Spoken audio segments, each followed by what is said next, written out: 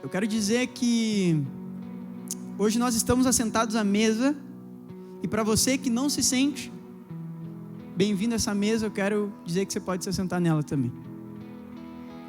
A mesa está exposta, os alimentos estão aqui, o verbo em carne está aqui, pode se alimentar, fique à vontade, Jesus está aqui nessa noite, amém?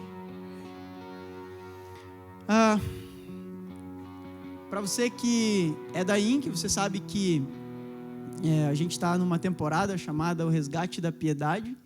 E para quem que é a primeira vez, né, num culto da INC, que não sabe, nós estamos então no tema O Resgate da Piedade. E para falar sobre piedade, a gente precisa falar de dois conceitos bem simples. O primeiro deles, que provavelmente você já entenda, já saiba, que é o conceito de dó, o conceito de caridade. O conceito de olhar para alguém e sentir piedade por ele, sentir responsável pela vida dele e responsável por fazer alguma coisa. Mas tem um segundo significado, que é o significado da honra, da reverência. E esse primeiro significado vai falar sobre você olhar para as pessoas a partir de um olhar de injustiça. Não, eles foram injustiçados, eu preciso fazer alguma coisa. Mas o segundo significado vai te ensinar a olhar para as pessoas a partir de um olhar de justiça. Onde, não, eu não vou fazer porque eles foram injustiçados, eu vou fazer porque eles são importantes. Eu não vou fazer porque eles estão sofrendo, eu vou fazer porque eles não deveriam estar. A questão é essa. A questão é que a gente inverte a situação e já não tem mais piedade e dó do problema do mundo, mas a gente se vê na possibilidade, na capacidade de fazer alguma coisa, não para essa vida, mas para a eternidade. E é um pouquinho sobre isso que a gente vai aprender hoje, vai entender hoje. E eu quero que vocês caminhem comigo nessa jornada, nessa devocional, e que a gente realmente chegue num lugar que o Espírito toque o coração de vocês e que mude a vida de vocês nessa noite. Amém? Resgatar a piedade é resgatar a essência de um lugar onde nossos corações são gratos pelo que Cristo fez. Se eu chegasse aqui e começasse a falar da importância que vocês, que tem de vocês e eu, e todos nós aqui, agirmos piedosamente, nós vamos criar uma religião, e aí todo mundo vai querer fazer o que é certo. E aí todo mundo vai ter que seguir um bando de regras para tentar fazer alguma coisa. Porque ninguém está fazendo, porque a gente precisa fazer, porque isso é bom e todo mundo precisa fazer. Mas eu quero dizer para vocês que a gente não está aqui para ensinar sobre piedade para que vocês sejam bons. Mas a gente está aqui para ensinar sobre uma coisa que foi feita, que tornou vocês bons, e aí vocês agem em piedade. A gente quer dizer para vocês que a piedade é um reflexo da gratidão que eu tenho quanto ao meu relacionamento com Deus. É um reflexo, as minhas boas obras é um reflexo da minha gratidão por aquilo que Ele já fez, e não por aquilo que eu tenho que fazer. Então, assim como aquela imagem é uma mudança da nossa mente quanto às representações daquilo que a gente entende sobre a vida e sobre aquilo que ela significa. Então, para a gente entender um pouquinho sobre gratidão, a gente precisa olhar para Mateus 16, 24. Para quem trouxe a sua Bíblia, eu vou pedir, assim como o nosso pastor faz, erga a sua Bíblia. Graças a Deus pela Bíblia, graças a Deus por essas palavras vivas. Um segredo sobre a Bíblia é que não saia daqui falando assim, agora eu vou lá para casa e aplicar isso que ele falou na minha vida. Não. A Bíblia não é sobre isso. A Bíblia diz que sobre ela mesma, ela está falando dela mesma, que a palavra de Deus é espírito e vida. Não é um monte de letrinhas que você vai carregar e aplicar a sua vida no seu ramo profissional, no seu amor, não sei aonde, e aí vai funcionar. Não, porque isso aí é outra coisa. Na verdade, a palavra de Deus é espírito e vida. Decida aceitar ela dentro de você. Decida viver a partir dela. Decida deixar a sua vida e viver a partir dela. Aí vai fazer sentido. Porque se até agora não fez, é porque você fez errado. Porque você tentou aplicar ela à tua vida. E aí não vai funcionar. Porque não funcionou para ninguém. Então essa é a verdade sobre a Bíblia. E a gente vai lá para Mateus 16, 24.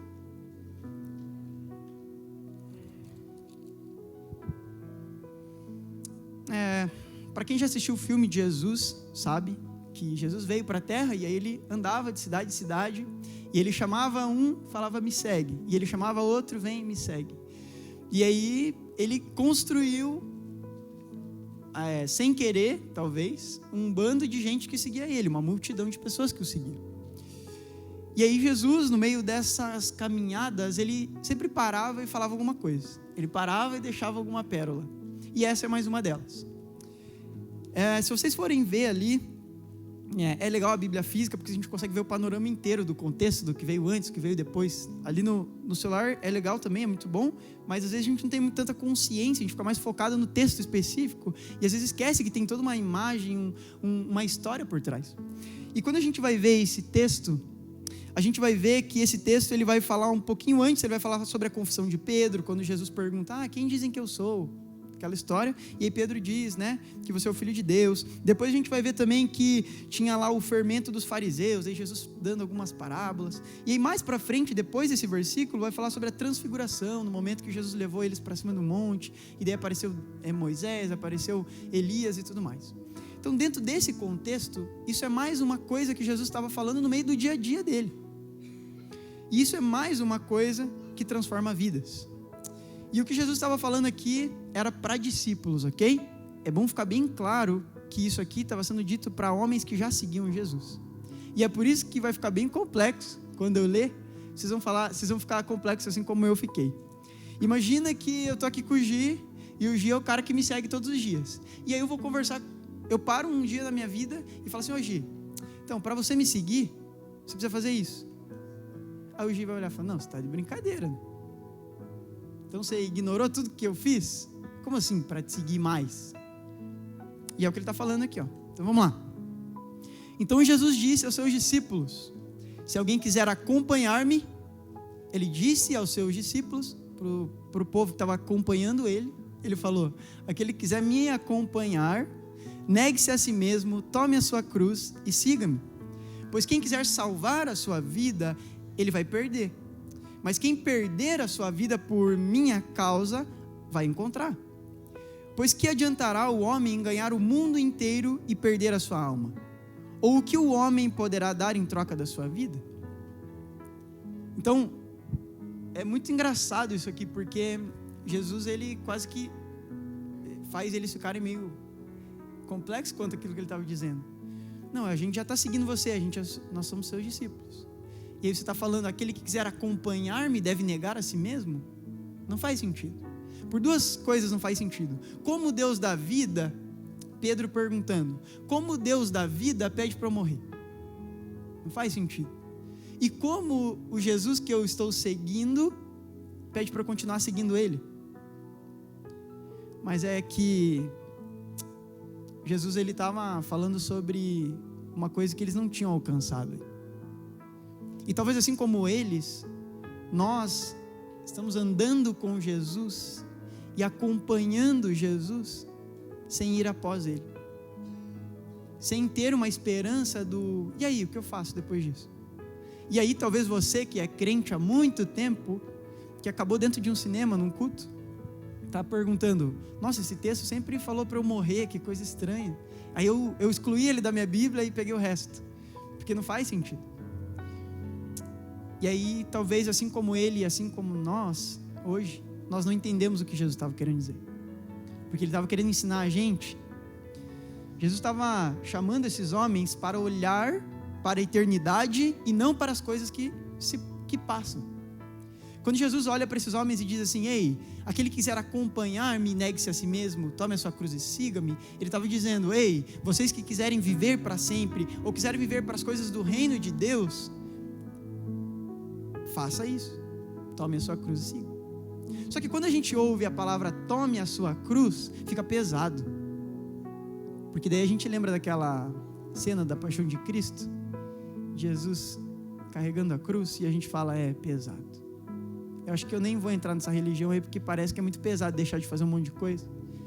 Eu nem vou entrar nessa questão, porque parece que é muito pesado fazer tudo isso que ele está querendo, até porque eu não sou Jesus, eu não tenho que morrer. Mas aqui você vai entender um significado, para a gente entender sobre gratidão, que carregar a sua cruz não tem a ver com peso. negar-se a si mesmo não tem a ver com deixar de fazer um monte de coisa. Porque isso é religião. Isso é a lei. E Jesus falou, não, vocês não conseguem cumprir isso aqui. Fazendo um parênteses aqui, para quem quiser entender melhor esse panorama, nosso pastor Carl Dietz tem no YouTube uma pregação chamada Escândalo da Graça. Você vai entender um pouquinho melhor sobre tudo isso. E aí vai ficar mais claro, tá bom? Mas enfim, aqui Jesus estava chamando esses homens para irem até a cruz. Para irem até a cruz. Para então tomarem a cruz dele como suas. Não tomar a tua. Não tomar, James, tome a sua cruz, porque a tua cruz é só uma cruz. Porque qual que é a diferença da cruz de Jesus para a cruz de qualquer outra? Como assim a minha cruz me salva? Como assim a minha cruz me leva para a eternidade? Não. É acompanhar-me. Tome a minha cruz, para que você possa me acompanhar. Sobre uma vida a partir da cruz. E o que a cruz de Cristo diz? Não, então beleza, então como é isso? Deixa eu ir lá. Porque assim, sinceramente, eu acho que vocês sabem o peso que tem a cruz de cada um de vocês. E é doloroso, não é? É muito doloroso. Mas a cruz de Jesus, a diferença é que Ele sofreu por nós. A diferença é que ninguém aqui carregou aquela cruz, mas foi Ele. E é diante disso que eu começo a fazer o que devo fazer. Não porque devo, mas porque eu sou grato. Entende? Que é diferente. Mas para entender tudo isso, a gente precisa entender a mensagem da cruz. E só tem uma forma de entender a mensagem da cruz: lendo uma história. Então, por favor, Marcos 4:5.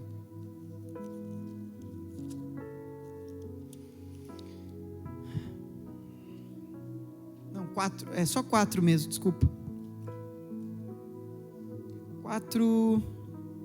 4:35, tá? Desculpa quem está aí na projeção.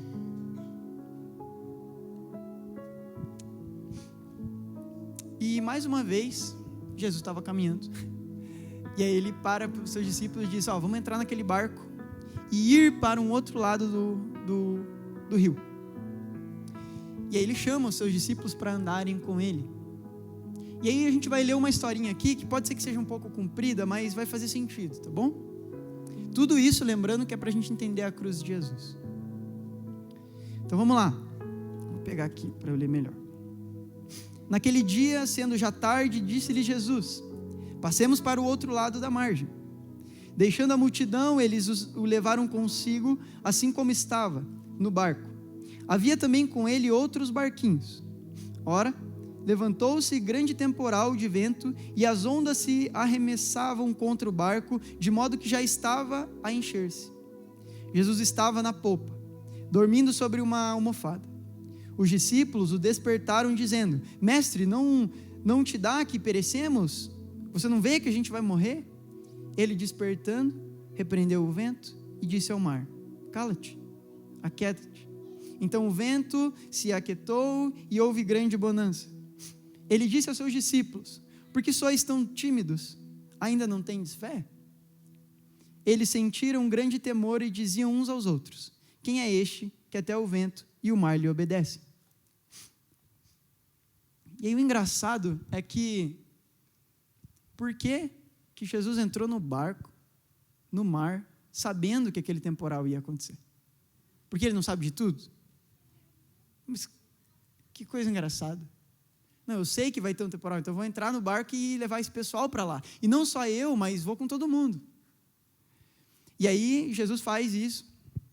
Ele entra nesse barco e, como a gente leu, a gente percebe que houve uma tempestade e as ondas bateram no barco, e o barco, estavam prestes a morrer, porque era o que eles falavam, e eles levantam Jesus, que estavam dormindo, e dizem: ei, por que você não vê o que a gente está fazendo?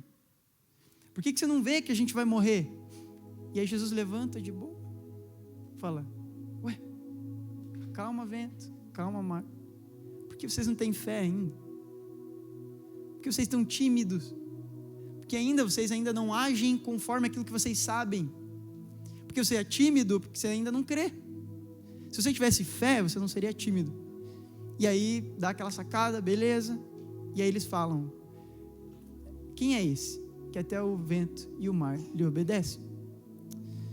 Mas a pergunta que eu faria para cada um de nós hoje é: por quem vale a pena enfrentar uma tempestade? Se hoje você estivesse diante de uma coisa que ia ser doloroso, ia ser difícil, que você ia quase morrer, por quem vale a pena atravessar o mar? Porque é isso que a cruz de Jesus significa. Significa o próprio Deus descendo na terra, tomando um barco e atravessando o mar por alguém. Mas quem? Vamos ver quem? Talvez Jesus estava atravessando aquele mar para encontrar um general, um político famoso. Porque a mudança começa por cima, vamos fazer acontecer. Ou talvez uma princesa, uma rainha, uma pessoa importante, que todo mundo achava que era importante. Mas vamos lá. Marcos 5, por favor. 1.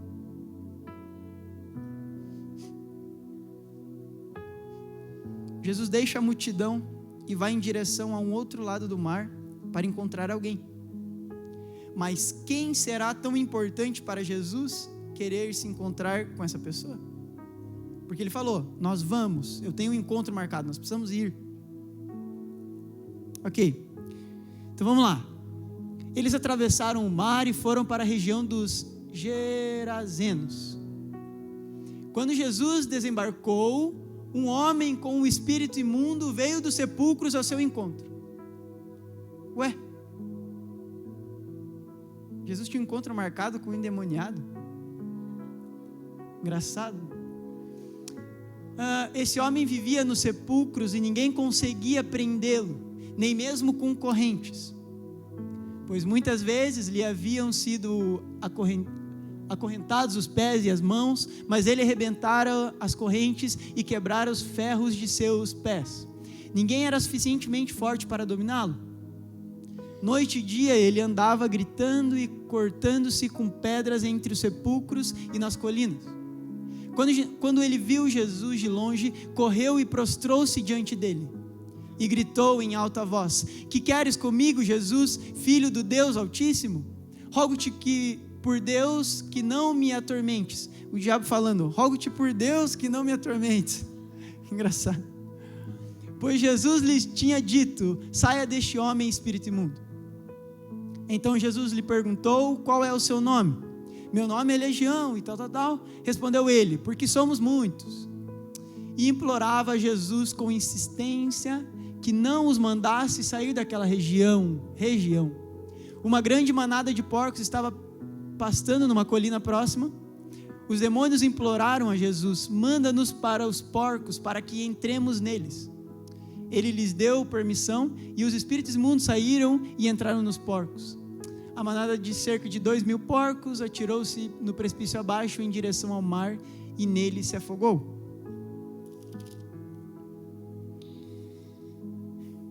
E esse encontro?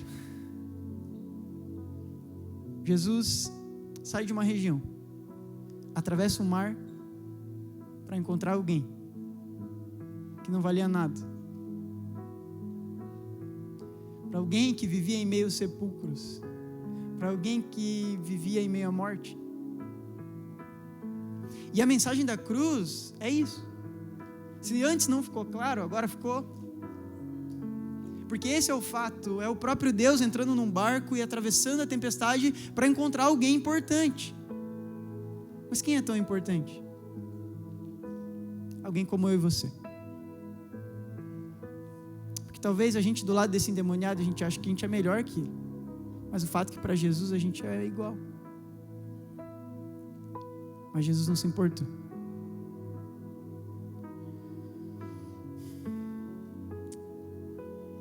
Jesus deixa uma multidão para encontrar alguém que estava preso, perdido e ferido.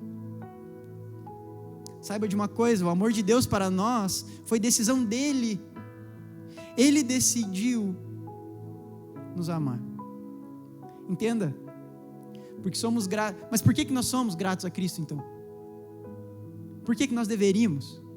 já que a gente está falando de gratidão? Porque Ele nos substituiu. Porque Ele apagou a condenação das nossas vidas. Ele derrotou a morte e nos deu uma vida eterna. Colossenses 2,13 vai dizer que quando vocês estavam mortos em pecado, na incircuncisão da sua carne, Deus os vivificou juntamente com Cristo. Ele nos perdoou todas as nossas transgressões e cancelou a escrita de dívida que consistia em ordenanças e que nos era contrária. Ele a removeu e pregou na cruz. E tendo despojado os poderes e as autoridades, fez deles um espetáculo público, triunfando sobre eles na cruz. Saiba que assim como Jesus atravessou o mar para encontrar um endemoniado, Ele atravessou os tempos e tomou a forma de servo para nos libertar. Não tem como eu chegar para a igreja, para vocês, e dizer: ei, vamos ser piedosos, vamos fazer tudo que tem que fazer, vamos ser bom, vamos fazer. Daí você olha e fala: mas por quê? Não faz sentido. Os homens daquela cidade, depois eu quero que vocês leiam melhor Marcos 5. Os homens daquela cidade não queriam que aquele homem deixasse de ser endemoniado. Quando Jesus liberta esse cara e manda para os porcos e tudo mais, esses homens chegam e falam: não, o que você está fazendo? Como assim, cara? Você libertou um endemoniado e jogou os porcos embora. Jogou o nosso único alimento, a única coisa de comércio que a gente tinha. Existiam 10 cidades em Decápolis e essa era uma delas. E essas cidades, elas eram pequenas e precisavam trabalhar e ter os seus animais para ter o seu dinheiro. E Jesus matou 2.000 porcos por causa de um endemoniado. Jesus jogou 2 milhões fora por causa de um endemoniado. Não faz sentido. Mas os 2 milhões iam ajudar um monte de gente. Mas quem é mais importante? Todo mundo. E aqueles caras falaram assim: sai daqui, Jesus, da cidade. E vocês podem ler isso. Eu não vou ler porque a gente tem pouco tempo, mas eles falaram assim para Jesus: sai daqui, a gente não quer você na cidade porque você libertou o endemoniado. Mano, o que poderia ter acontecido com Jesus ali? Jesus falou: então tá bom, era para isso que eu vim. E ele vai embora. Eu não vim por vocês, eu vim pelo endemoniado. Para mostrar para vocês que o que mais importa não é o porco e nem o dinheiro, mas é o endemoniado. Não é o diabo e nem a morte, mas é a vida eterna. Entende esse paralelo? Entende como a vida agora faz sentido? Agora acabou, vamos embora, vamos ser felizes. E parece que a piedade é só isso, né? É se compadecer dos pobres. Mas quem é pobre? Porque o primeiro versículo que a gente leu é: o que ganhará o homem se ganhar o mundo inteiro e perder a sua alma? Jesus sabia que a gente não podia produzir nada além disso. E Ele deu pra gente o que a gente nunca mais pode perder. Isso é graça. Isso é poderoso. Assim como Jesus atravessa o mar, Ele atravessa os tempos, Ele tomou a forma de servo, como diz Filipenses 3, e Ele nos libertou. Quando Jesus chama os seus discípulos para segui-lo, ir após mim, acompanhar-me, Jesus queria dizer que tinha algo a mais. Tinha uma vida além daquela, onde a cruz de Cristo poderia dar acesso a eles. A cruz nos fez entender que deveríamos, tanto que a gente não podia pagar. Paulo fala que a lei é isso. Ela veio para dizer que o que a gente estava devendo. E aí a gente não consegue pagar. Mas a graça veio por intermédio de Jesus para dizer: aquilo que vocês deviam, eu já paguei.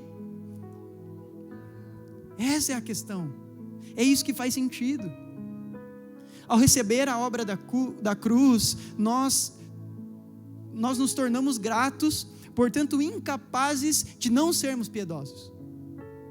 Não faz sentido eu pedir que você seja piedoso se você não entendeu o que você recebeu. Não faz sentido os homens pedirem para esse endemoniado: seja um cara igual a nós aí, vamos ser bom, vamos fazer o que é bom. Sem que venha alguém e fale: deixa eu te dar tudo. Aquele homem, ele não podia mais falar com a sua família. Aquele homem já não podia mais fazer nada, acabou, a vida dele acabou. Eu e a minha esposa, a gente estava andando no centro e estava vindo para casa. Enfim. E a gente pegou o ônibus, que fazia muito tempo que a gente não pegava, e enquanto a gente estava no ônibus, a gente viu uma moça muito drogada entrando no ônibus. Como esse homem. Cara, e é muito doloroso isso. Talvez a gente, grande parte do nosso tempo, a gente está vivendo as nossas vidas lá, na rotina diária, e a gente não convive com pessoas tão dolorosas assim, vivendo tão injustamente assim. Mas ali eu pude perceber que a cruz faz sentido. Aquela mulher, talvez endemoniada, talvez cheia de ansiedade, cheia de dependências, me ensinou que a cruz faz sentido. Porque talvez para outros, olhar para isso e falar, não, Deus é mau. Mas quando eu olho para ela, eu só consigo ver que a cruz faz sentido. Porque eu sou igual a ela sem Jesus. Sem Jesus, eu sou igual a ela. Sem essa cruz que Jesus manda eu tomar, eu pegar ela e viver por ela, eu sou como ele. Você entende agora o que faz sentido dentro dessa analogia, que eu estou colocando todos nós, antes da cruz, como esse cara.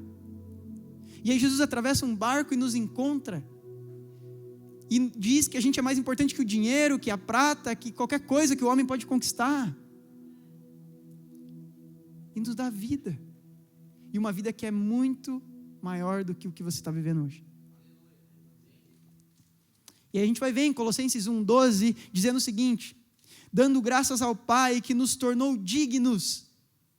Ele nos tornou dignos de participar da herança dos santos no reino da luz. Saiba que hoje é um privilégio para você estar aqui nessa noite, porque Ele conquistou com dignidade isso. Foi a cruz de Jesus que conquistou esse momento, e isso é tão importante por causa disso. Pois Ele nos resgatou do império das trevas e nos transportou para o reino do seu Filho de amor, em quem temos a redenção, a saber, o perdão de todos os nossos pecados. Sim, se você continuar vivendo nos padrões do mundo, você é um pecador e um endemoniado. Mas quando você tomar a cruz, já não faz sentido mais isso. Romanos 5, 6 e 11 diz: dificilmente haverá alguém que morra por um justo. Pelo homem bom, talvez alguém tenha coragem de morrer.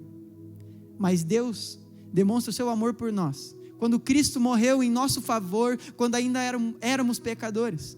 De fato, no devido tempo, quando ainda éramos fracos, Cristo morreu pelos ímpios.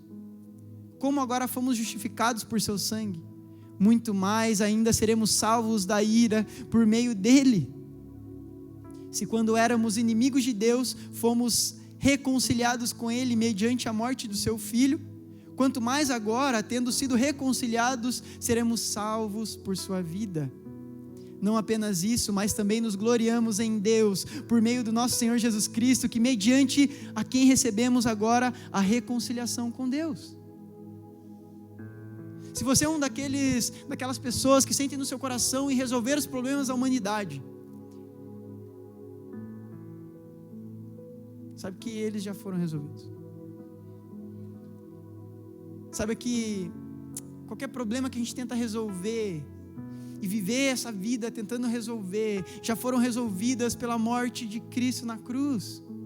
Porque o problema do homem não é a falta de dinheiro, não é a doença, não é nada. É estar longe desse Redentor.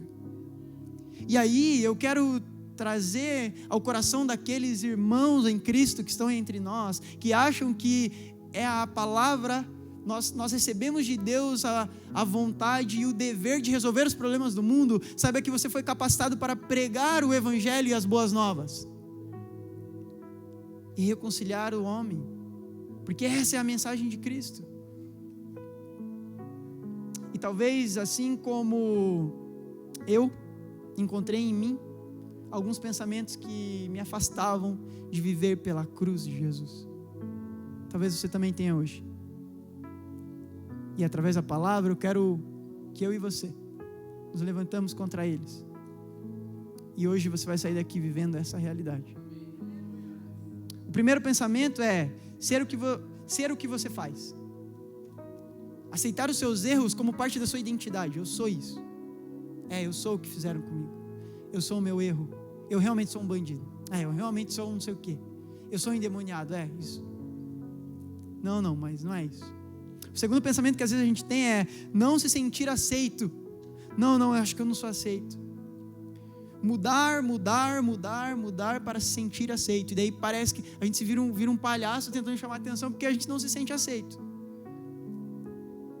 Mas Deus não quer isso de você. O terceiro pensamento é achar que a vida é só isso. A vida é só isso, então não tem propósito. Então só vamos viver a vida e satisfazer tudo que a gente deseja. Mas o que ganhará o homem? O que dará o homem em troca da sua alma? A verdade é que Cristo vem mostrar que há algo muito maior do que a sensação de alegria. Há algo muito maior do que tudo isso. E aí há outros pensamentos, mas nós achamos que morrer é ser santo, e ser santo é ser perfeito. Mas eu quero dizer para vocês que santidade, ela é gerada por gratidão. Eu quero dizer para vocês que quando você se encontra com a fonte de vida, o desejo por estar com Ele é a única coisa que nos satisfaz. Só uma coisa nós temos certeza nessa vida, é que tudo vai ter fim. Tudo tem fim. Se você quer parar de sofrer com o que acontece aqui nessa vida, comece a olhar para o que tem na outra vida. Davi estava sofrendo com a vida e ele disse: como que eu resolvo isso? Olho para os montes. E de onde vem o meu socorro? Do Senhor que fez os céus e a terra. Não há situação nessa terra que a cruz não resolva. Se parece que você está vivendo injustamente, exato, é isso que a cruz quer dizer. Você está mesmo. Mas tome a sua cruz e me acompanhe para uma vida além disso tudo. Uma vida que isso não te define. Uma vida onde nada mais, além de uma vida eterna, faz sentido. E aí, agora tudo que eu começo a fazer, tudo que eu faço é olhar para o outro, não a partir da injustiça, mas a partir da justiça de quem Ele é. Porque eu também vejo Ele a partir dessa cruz. E eu falo, realmente, nós dois éramos um bando de endemoniados, e aí Jesus veio. E é fácil amar. Daí é fácil servir. Daí é fácil ser piedoso. Porque se você é piedoso pelo problema do cara, você não é piedoso. Porque o problema dele vai acabar. Porque tudo isso aqui vai passar. Mas e aí? Quando ele deixar de ter fome, será que você vai conseguir encher ele da fome que você não consegue ver? Porque a cruz consegue. E a gente tem no nosso meio vários e vários que foram saciados daquilo que eles mais precisavam. Para a gente concluir, eu quero te entregar uma arma hoje. A nossa maior arma contra o espírito do mundo é a nossa gratidão. Só reconhecendo o amor de Deus por nós, é que nosso amor por Ele vai ser maior que nossa busca por algo passageiro. E aí eu te pergunto, em frente à vida eterna, como não entregar uma vida passageira? Em frente a uma vida livre, como não entregar a minha vida escrava? Em frente a uma vida com paz, como não entregar a minha vida com conflitos? Porque é isso que ele está falando. Se Jesus perguntasse para esse endemoniado, você quer essa vida aqui ou você quer essa aqui? Não tem resposta, não tem outra resposta. Porque diante da verdade não tem como definir algo só pelo que é bom, pelo que é ruim. Mas a gente começa a definir as coisas pelo que é verdade. Porque a gente conheceu ela de perto, frente a frente. O que o endemoniado, e aí para a gente concluir, realmente, o que o endemoniado pode dar pelo seu Senhor, pelo seu libertador? Ele já não tinha nada. Ele era um mendigo. Mas ele recebeu uma casa. Ele recebeu um propósito. Ele recebeu a família de novo. Deus deu a oportunidade de ele casar, de ele ter uma família. O que esse cara pode dar para Jesus? Nenhuma das nossas obras vai pagar o que ele fez. Mas a ideia não é fazer porque a gente precisa pagar. é fazer porque a gente está livre agora. Se isso não mudar a sua vida, não tem o que mudar. Não tem pastor que vai dizer, te obrigar a fazer alguma coisa porque deve ser feito. Porque não deve. Jesus não esperava nada de um endemoniado. Mas Jesus espera tudo de um libertado. E essa é a questão. Romanos 14:17 diz: pois o reino de Deus não é comida e nem bebida, mas justiça, paz e alegria no Espírito. Aquele que assim serve a Cristo é agradável a Deus e aprovado pelos homens. Por isso, esforcemo-nos em promover tudo quanto conduz à paz, à edificação mútua. E João 10:9 vai dizer: eu sou a porta, quem quiser entrar por mim será salvo.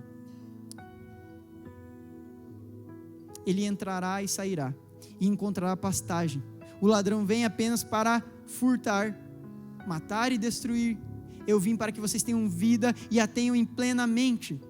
Eu sou o bom pastor, e o bom pastor dá a vida pelas suas ovelhas. Deus quer que você viva para sempre, não até o fim. Deus quer que você viva para sempre e não até o fim.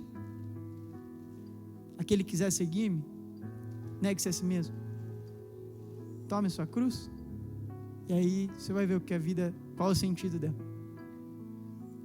Então o que eu tenho para dizer para vocês hoje é: faça o bem. Ajude a todo mundo que você puder. Mas saiba que a maior coisa que você pode entregar para Ele é a vida eterna. É o reino de Deus.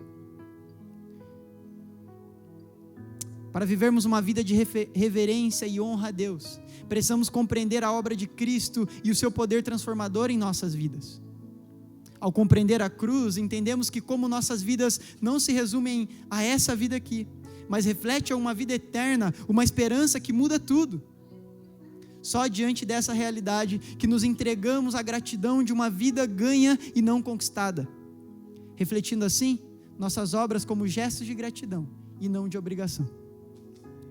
Nos enxergar nesse reino nos faz entender que fomos como doentes, que fomos encontrados, curados, libertos e incluídos no reino de Deus. Por isso hoje nossa vida se resume em viver nele, por ele e para ele. Graças a Deus. Obrigado, Jesus, por essa noite. Obrigado por esses irmãos que receberam a palavra imutável do reino de Deus. Eu sei que isso vai ter frutos. Isso vai crescer. E eles vão contar os seus testemunhos. Amém.